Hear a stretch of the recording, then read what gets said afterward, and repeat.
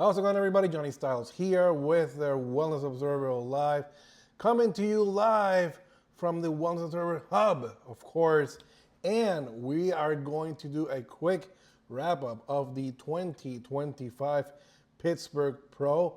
Of course, I'm going to be talking about all the things that happened, including, yes, that very controversial first, second place, and I will say what just happened.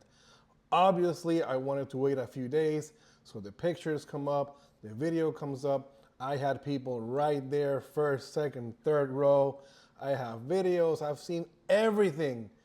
And I think I've got a pretty good chance of knowing what just happened. Before I get into all of that, I gotta say that the Manians in Pittsburgh, if you haven't been to a Pittsburgh Pro, this is the chance. From 2025 and forward, this will be the show to go. Pittsburgh is awesome. You can have a good time right there in the middle of the hub in all Pittsburgh. And it seems like the expo was such a success. The live stream, I'll tell you right now, as a director myself, kudos to them. It was very well broadcasted. Good color, good stage lighting and everything. So the presentation alone made it good, because remember, we've had many issues with live streams, and we've had many issues where people pay a lot of money, but the quality isn't good. So this was one of the best qualities around. They knew what lens to use, so you could see that picture right there as if you were right there in Pittsburgh. So I'm gonna be talking about the top 5 in this class before I get into that top 2. But in 5th place, we had Lisa Means-Weichel, which again, remember when Lisa won back in Tampa last year? This by far was not that Lisa that we saw. She tried to come in a little bit more softer, especially around her upper body. It seems like her upper body did downsize. And again, her trademark conditioning wasn't there. It's very tricky when an athlete has to come in as sharp as she did back in Tampa.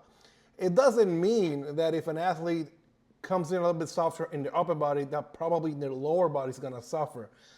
Again, with Lisa, her back pose is so strong and it pops out. It seems like here in Pittsburgh, her adductors weren't popping as much. Her hamstrings are still there, but she was a lot softer. Again, I believe that's what the judges wanted her to look. Does it seem like it's gonna be a look that might win her a show or two? We don't know. This was by far one of the best shows we've seen all year. So for Lisa, she did great in her posing routine.